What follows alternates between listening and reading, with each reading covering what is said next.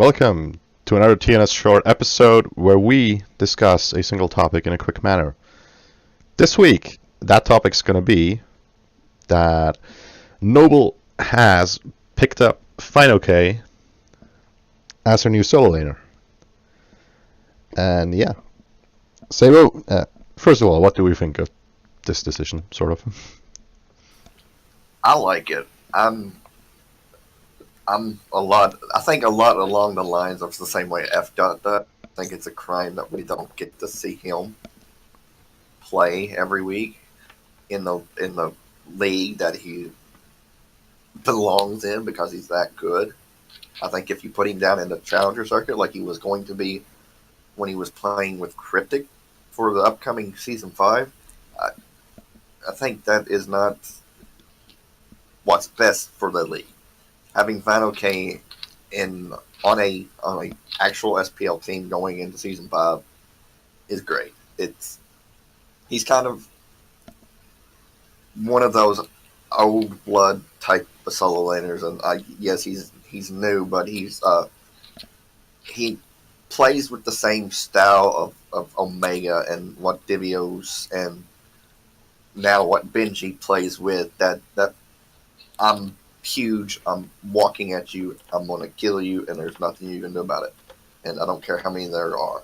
And that's something that is missing from these newer solo laners like Whalrus, who was a great player individually, but he never really meshed with any of his teams, at least not in game. Maybe, in comms and stuff he meshed really well, but he was always the guy that you looked at and you're like, okay, he's there, but he's not really there.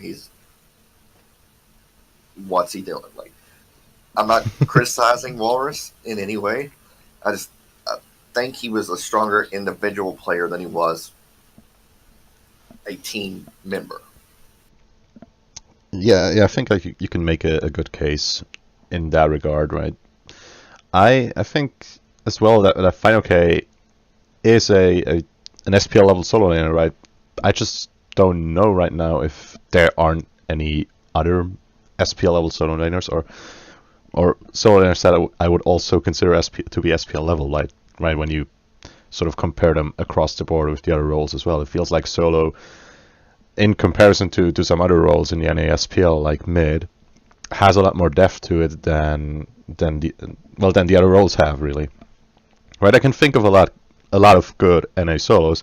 I can think of Cyclone Spin, who's also most likely going to be in the Challenger circuit next year. I can think of Walrus, who's just been kicked, right? And I can think of basically any solo laner that is on a current NASPL top 4 team, right? So it seems like that there are more solo spots available than there are. That there are more solo spots that should be given to players based on performance than there are actually available. And within the solo laners that are at sort of the second tier of them, I'm not entirely sure if I would put fineokay above Walrus. Maybe it's down to synergy. If it's down to synergy, then it's perfectly understandable to move to me. Otherwise, I think while the playstyle is different, I think Walrus has a similar potential as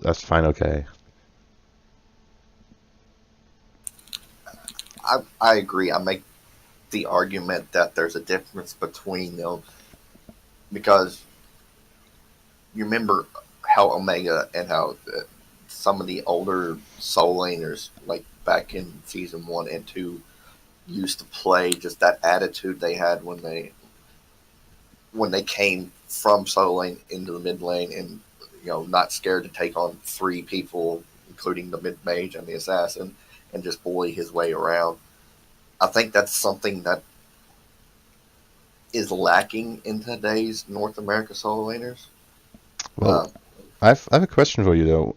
What reason do you think why it is lacking? Right? Is it? It could be. I think when you think about it, that it's maybe no longer the optimal way to play the solo lane.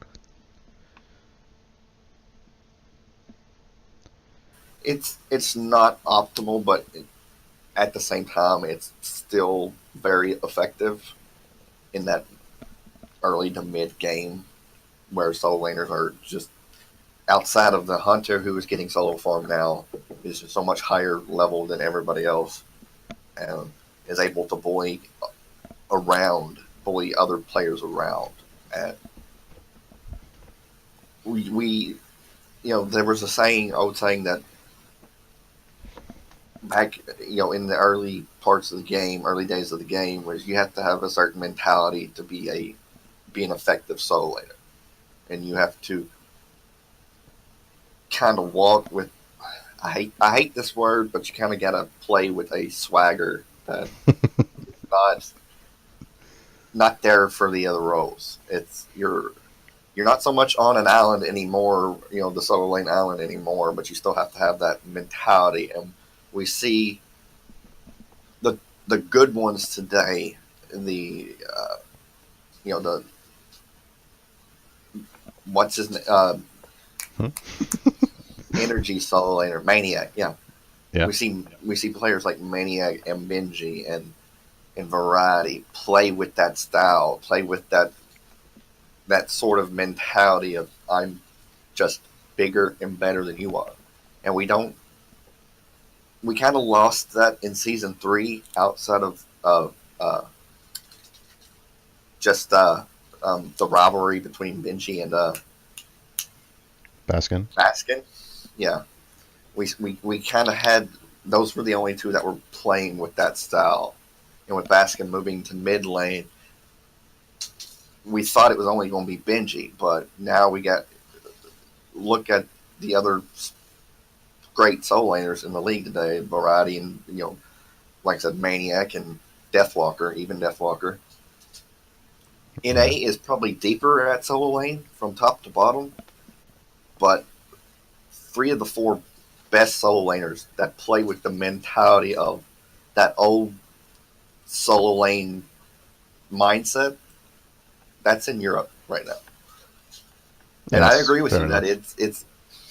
I agree with you that solo lane is probably the deepest role in North America right now. It's probably outside of hunters in Europe, probably the deepest role in the SPL altogether because we have some good solo laners, some just good players like Benji and Walrus, and now we got fineokay and Aquarius, and you mentioned Cyclone Spin that's going into the challenge circuit, but he was still part of the SPL. Divios is still a free agent. Oh yeah, forgot about him. We have some good solo laners right now, but nobody with fineokay brings that mentality back to where it's really just Benji in North America that has that mentality, and having that brought back with fineokay and having that kind of that top 2 rivalry renewed, where it's it was Divios and it was Omega. It was Divios and Cyclone Spin, or Omega and Cyclone Spin, and it's the top 2 having that mentality, and just, it was it's something we've missed for a lot of season 4. Yeah, I think you can say, in general, that type of solo laner that we're talking about here can be extremely entertaining, right? Again, if you look towards EU again, to a guy like Variety, he has made some of the biggest plays this season, right? And especially if you look towards Worlds again, he has made some of the biggest and most entertaining plays to watch overall, I think. And that's something that you can say about this specific style, I think. And whether it's the most efficient for NA specifically, I'm not entirely sure, right? I think NA likes to play a bit more around their mids and their ADCs especially than necessarily EU does. But yeah, I think if Noble is trying to build a team where they play around fineokay being a bit of a carry more so than necessarily other teams, could work out. It's an interesting sort of idea that you shift the focus in that regard, I think.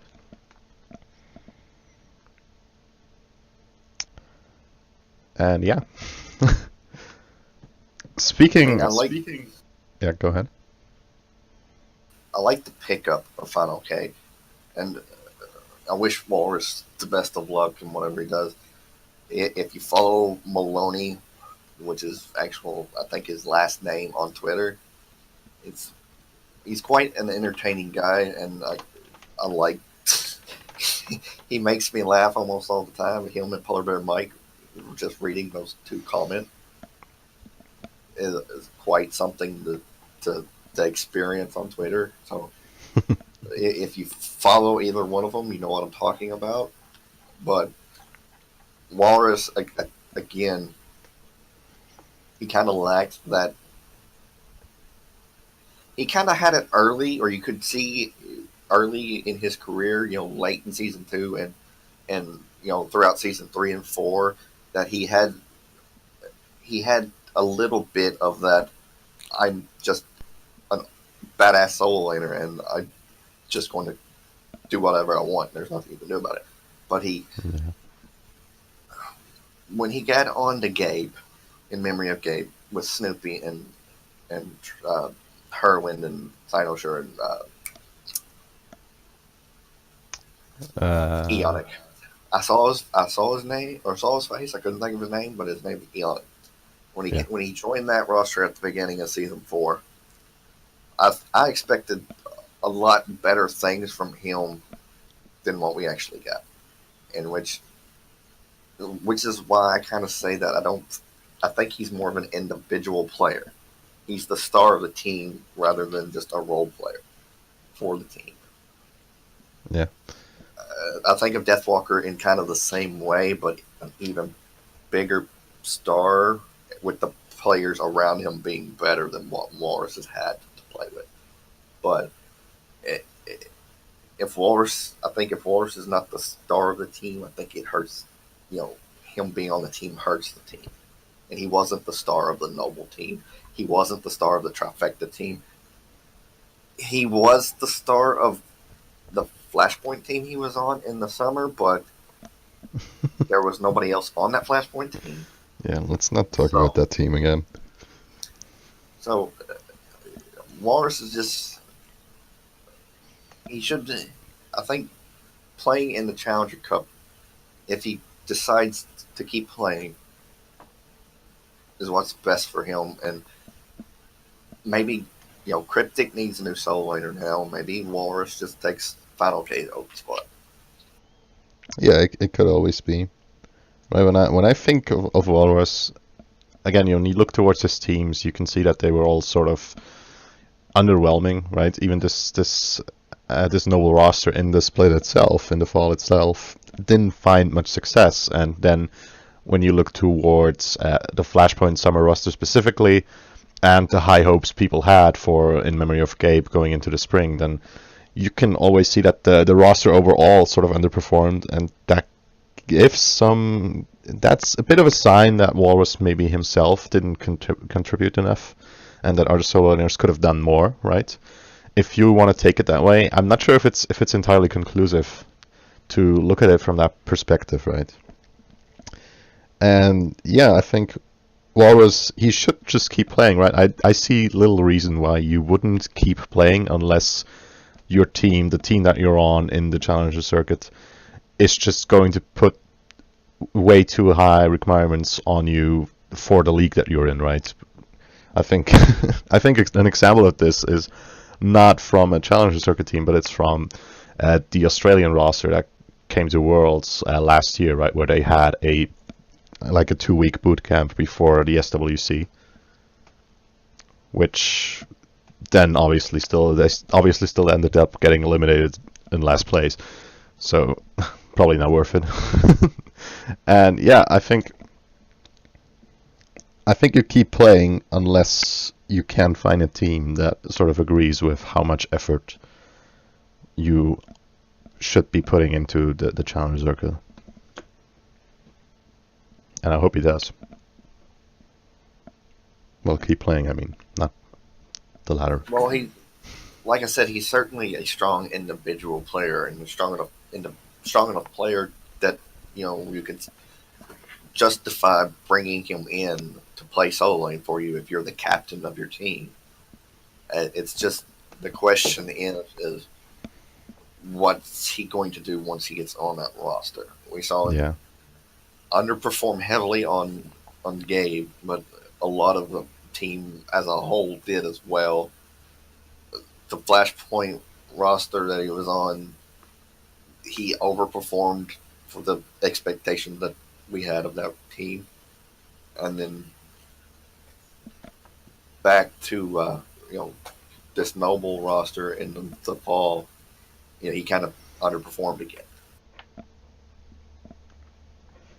Yeah. And yeah, that. Well, I'm not sure what to say about that, honestly. Right? I think. I think there was more potential. I think he has more potential than what he's been able to show this season overall, right? And I hope he finds some of that potential again going into season 5, and that if a spot opens up in the NASPL going into the later splits maybe, or in the middle of a split because one team's doing poorly compared to what they were expecting, then I hope he will find a new home, or that he's going to be in consideration for that spot as well. But yeah, I don't think I have anything more to say about Walrus, really. So, going back to this Noble roster, I already said that they were a bit disappointing in the fall, right, overall. Now that that's changed, what are we really expecting of them going into the spring of Season 5? Well, we gotta wait and see what the other roster changes are, not just to Noble, but to the rest of the league. Painted Beyond's team, Vigilant, we don't know what they're going to look like going into the Season 5, or either if Space Station decides to make some changes or Trifecta decides to make some changes, which you would imagine that they would or could make those changes. But right now, with the roster currently as it is, with fineokay and then the other 4 staying the same, which could change in the future, it's a good roster. It should be able to compete. It's still got to prove it, though. Adding fineokay is a good step forward, but how does Skeledon and fineokay mesh? How does Moswall continue to grow in with this team in the mid lane? Do Wowie and Wubbin continue to get better, or do they just kind of tail off? There's a lot of questions, but it should be a entertainingly competitive team next season. Yeah, at least I hope so. 4th, 5th, I think, are the best you can assume right now, 4th or 5th. But if the team really meshes well,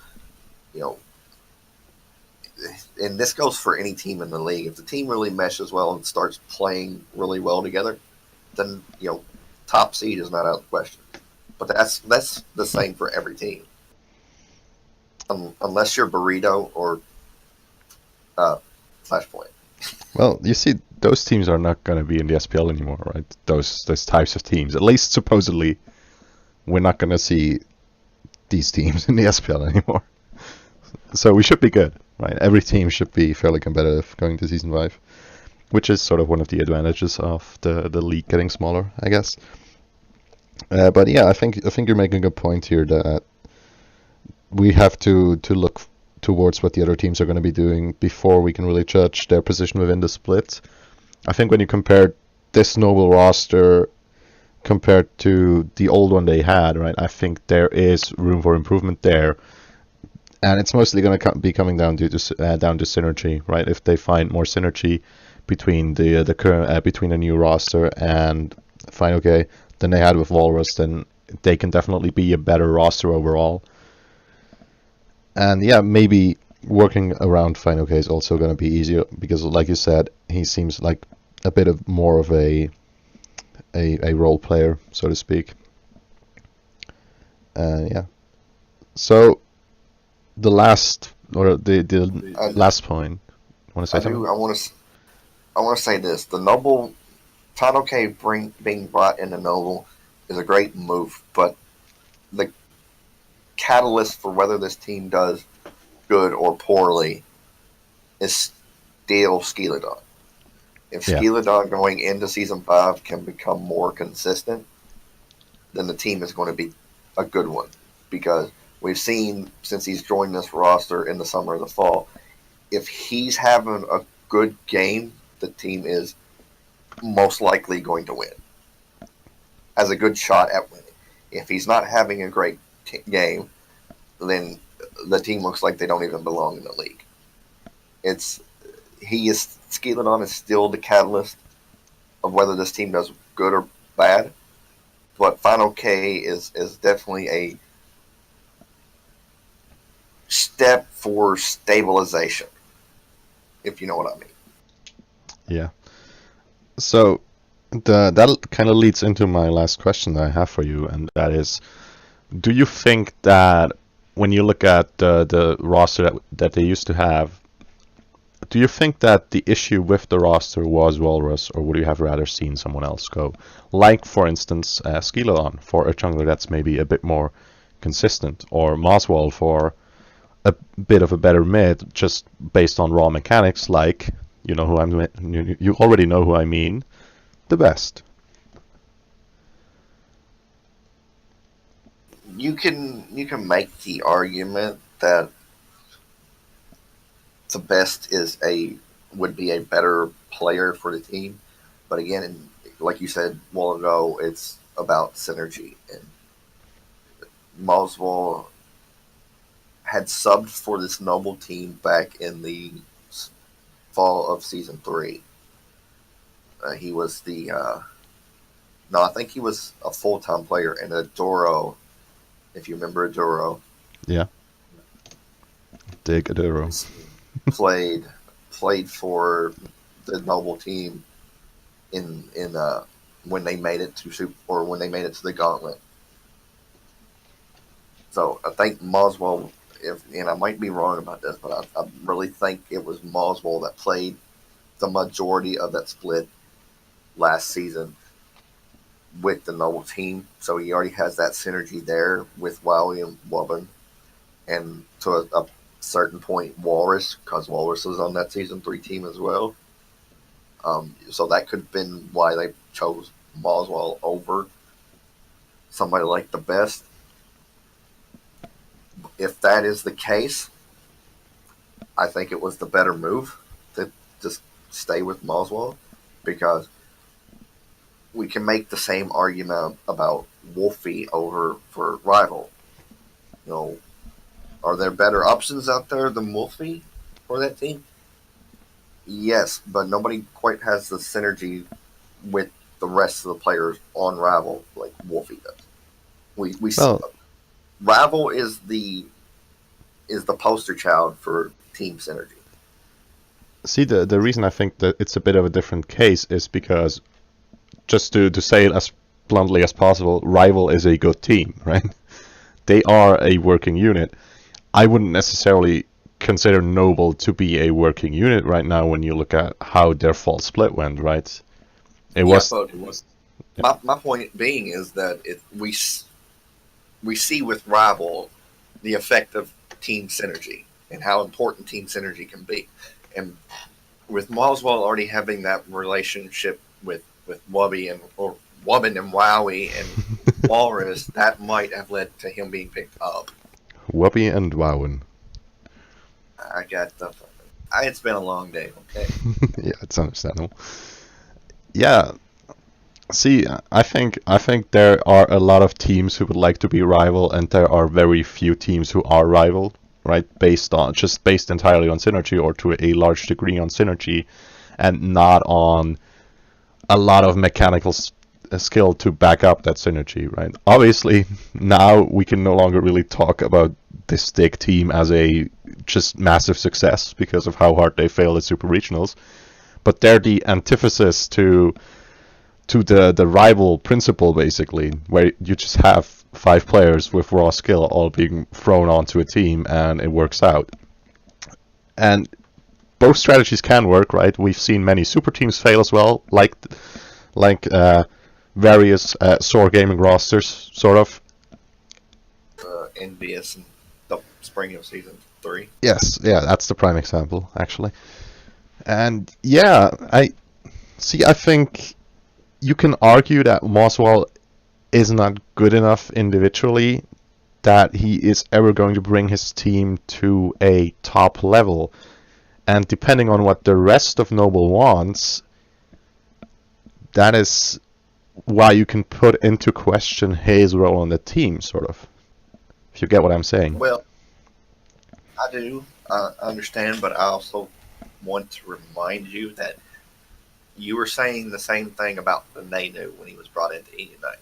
Yes, fair enough. And we saw the instant impact he had where he wasn't,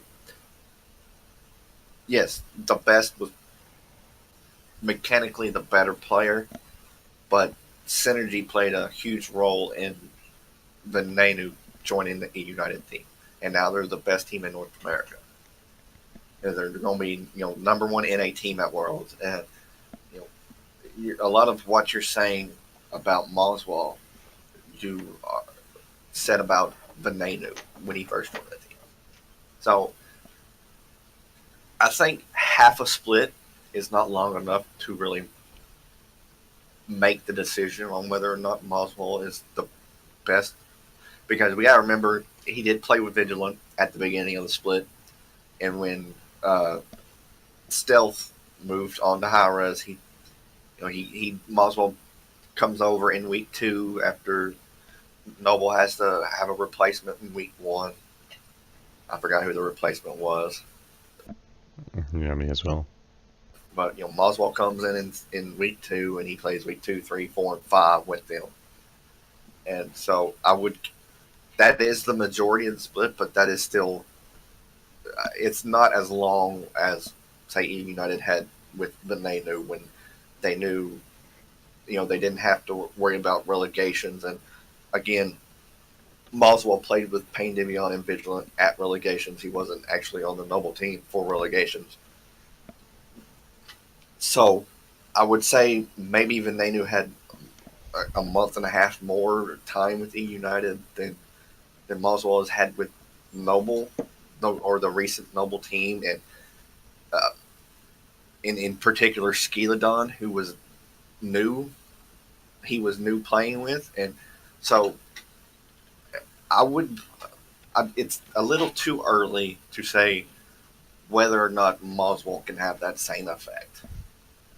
He's certainly the right synergy pick for the team if he was picked up for that reason.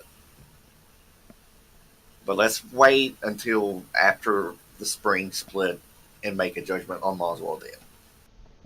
Yeah, that sounds fair. So, now, as far as Skeledon goes, though, yeah, bringing somebody in that was a little bit more consistent. The thing with Skeledon is, and Adonis, Adonis is dead to Smite fans because he's moved on to a different game. But Adonis was very high on the Skeledon hype train when he first came into the league.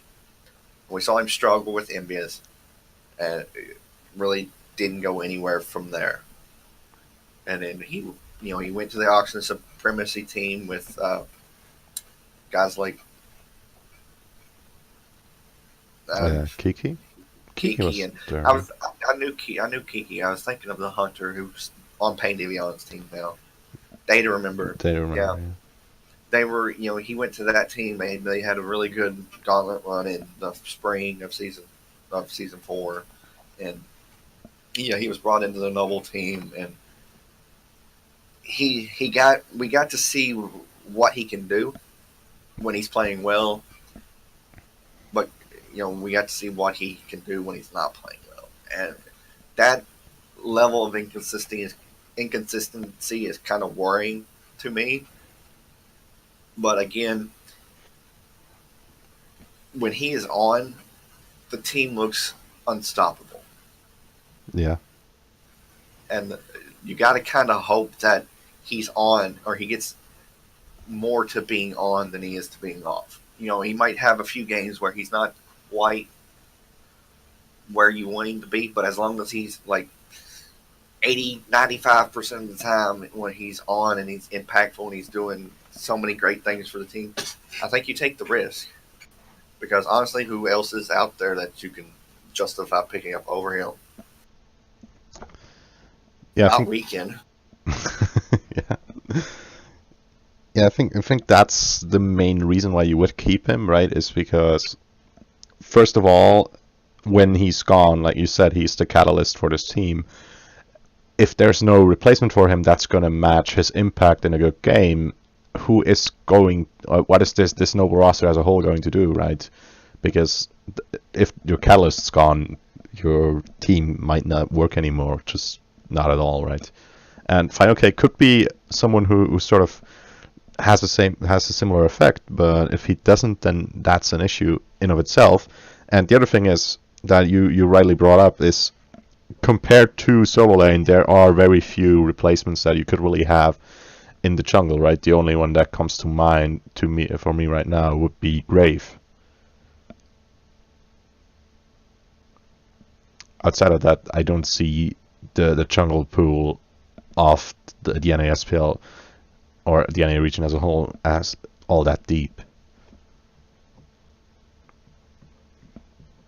I mean, yes, jungle for North America has always been a very weak position, unless you can convince some of the season 2 junglers to come back, which I don't think is going to happen at this point. But in terms of Skeledon, I think the best way to put it is when he's on and he's playing well, he's a lot like a Captain Twig over in Europe. But when he's playing bad and he's not really having a great game, he's the Roby Dog. Wow, that's pretty harsh on him, not on me. I'm his level of skill compared to your level of skill is why I made that comparison. But obviously, he gets paid to play the game, and there's a difference between you and him. But you have stated in the past you play a lot of the jungle when you play Conquest, and I would imagine since you're not in the Challenger Cup or in the Pro League, you're not as good as Skeledon is. No, definitely not. Yeah. So I think there's one more person we have to sort of talk about when we talk about potential replacements for the noble roster as well, and that is obviously Weapon. What about him? I could see him getting replaced possibly. Nirmal is no longer in the SPL. He's the Challenger Cup for what we're assuming is still going to be Allegiance, but he's an upgrade over Wobbin.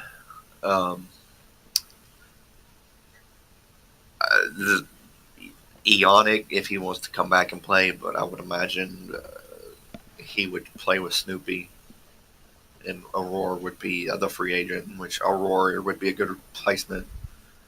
Wowie and Aurora would be a fun duo lane to watch, but yeah, definitely. There's no one else out there unless you can land somebody the caliber of, say, Pain to Beyond that is going to be able to instantly make this team that much better. I think Nirmal is more of a sad step, even though Nirmal is a little bit better than Wubbin. I think it's more of a side step, and if you decide to go that way, you're hoping Nirmal turns into a godly support.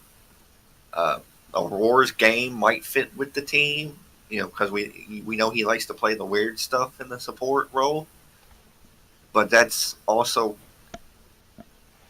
depends on if Eonic this adds to return for season 5.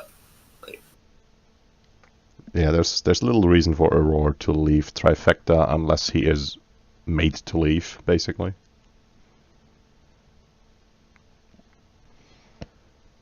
And yeah, outside of that, I can see that there are replacements that they could potentially pick up. Again, synergy could be an issue. Not sure if Niruma would fit the roster perfectly, or if any of the current CC junglers, CC supports, obviously, would be better than Woman, actually. Or, I mean, there's not. Yeah. There's also not Gino, but we haven't seen enough of him. There's Incon really as well. Yeah, there's Incon, I guess. Yeah. I forgot about Incon, but yeah, that's an option, of course. Yeah. Well, what is sort of the conclusion about him being, or Whalrus sort of being the best person to replace? Do we think that he probably was, or do we think we would have rather seen someone else out, overall speaking? Who they got to replace him? I think if you have your choice between the two, you do take fineokay. Yeah. But if that's not the case, then maybe replacing Whalrus was not the right call. But again, it's somebody like fineokay. It's definitely better to have a fineokay on the team than not to have him on the team. Yeah. He is pretty good. I was going to say fine, but I thought that would be terrible. Anyway, I think that sort of answers all the all the questions that you can have about roster changes, right? First one being, is it a good replacement overall? Was it the guy who deserved to be kicked? And was the guy who they brought in the best option available? And basically the answer to all of this question is yes, I guess. Well, the second one's a little up in the air because Whalrus might not have been the best guy to kick, but fineokay is definitely somebody you want. And so, yeah, I think considering, you comparing the two, go ahead. Yeah, I think considering the replacements available, you can make the argument that he was the best person to be replaced. Just based on that, not necessarily based on that being the worst player on the team, actually.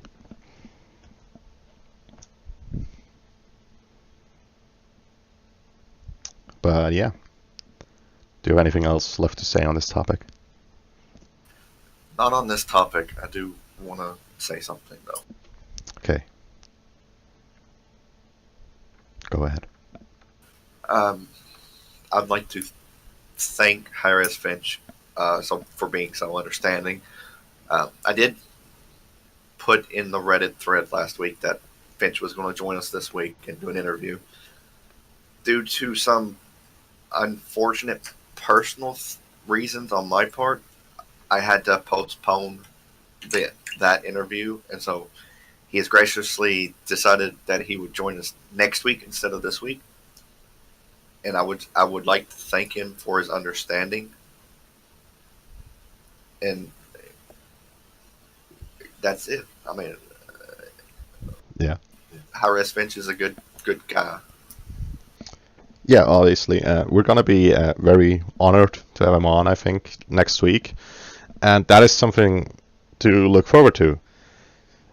And in that case, that was it. That's going to be it from the TNS short from this week. Like, follow, subscribe if you like the episode and want to see more. You all know the deal. And thank you all for watching, listening. And as always, good night. Good smite.